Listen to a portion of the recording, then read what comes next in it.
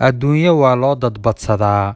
Nin odaya baa iiga sheekeeyay sababta uu ugu halqabsada mar kasta. Adduunyo waa loo dadbadsadaa.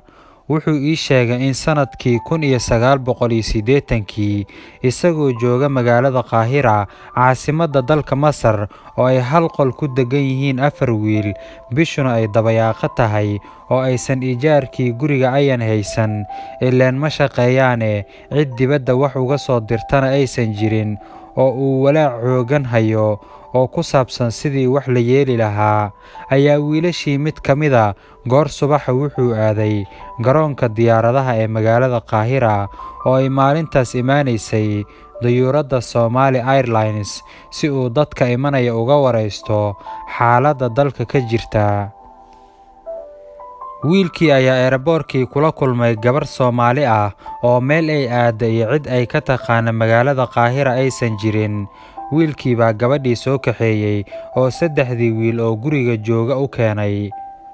Wiilashii baa aad u farxay, iyagoo u mooday gabadha inay wiilka ku ehel tahay, ayna dibadda ka timid, kana bixin doonto ijaarka. Gabadhii bay qolkii uga soo baxeen. Wax yar kadib gabadhii baa qubays gashay. Intii ay qubaysanaysay bay wiilkii weydiiyeen, qoftii noo kala kicin lahayd maa noo keentay, sidee wax u jiraan, iyo gabadhu maxay kuu tahay?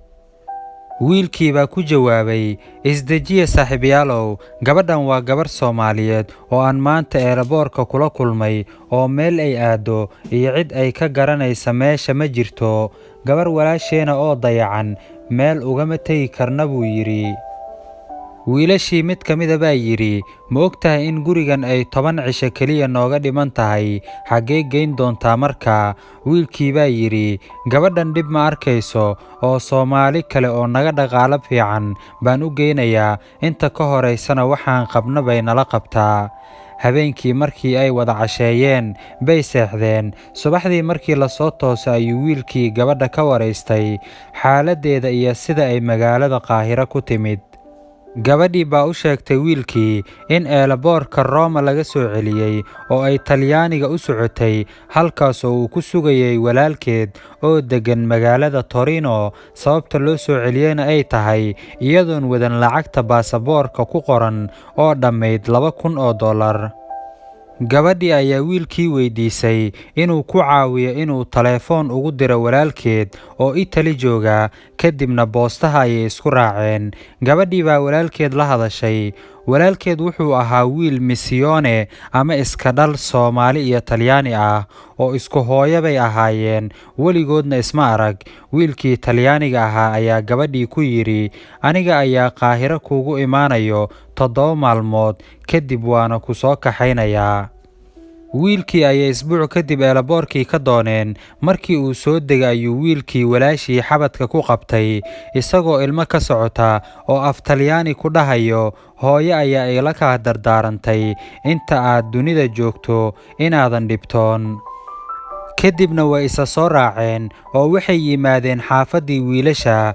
Wiilkii Talyaaniga ahaa ayaa walaashii ka waraystay xiriirka ka dhexeeya iyada iyo wiilasha, isagoo u moodaya inay qaraabo yihiin. Markaas bay ku tiri, wiilashan anigoo Qaahiro eeraboorka meelaan ka aada garan la bay iga soo kaxeeyeen, oo wax aan Soomaalinimo ahayn nagama dhaxayso. Alle ka sokow way i badbaadiyeen. Wiilkii baa gabadha walaashii ku yidhi, abaal bay nagu leeyihiin, maxaan u sameeyaa? Markaas bay ku tiri, gurigan ay degan yihiin ijaarkiisa ma haystaan, bishana waxaa ka dhiman 4 maalmood, culayskaas baa saaran. Wiilkii Talyaaniga ahaa baa ilmo ka soo daadatay, isagoo la yaaban dad iyagaba dhib ku jiro oo haddana u gurmanaya gabar ayan aqoon. Markaas buu yidhi, ijaarka meeqa waaye? Waxaa loo sheegay in kiradu tahay $150 bishii. Markaas buu walaashii ku yidhi, u sheeg wiilasha waxba yaysan welwelin, aniga ayaa sanad ka shubaya kirada. Odaygii sheekadan iiga sheekeeyay oo hadalkiisa sii wata wuxuu yidhi, mar haddii uu wiilkaas gabadha noo keeni lahayn, xaalkeenu ma fiicnaan lahayn. Marka sidaas ayaan uga halqabsadaa. Adduun waa loo dadbadsadaa. haddaba saaxiibayaal, dhacdadan waxaan ka fahmi karnaa in ummadda Soomaaliyeed ay yihiin dad walaalo ah oo isjecel, iscaawiya, isu gacan furan, oo isu gurmada. Haddaba aragtidaada inala wadaag si ay dadka kale kaaga faa'iidaystaan. Ka waran ficilkii uu sameeyey wiilkii dhallinyarada ahaa iyo falcelintii wiilkii Talyaaniga ka yimid. Muuqaalkan asxaabta kale inuu anfacayaa laga yaabaaye, hadda inoo sheer gareeya.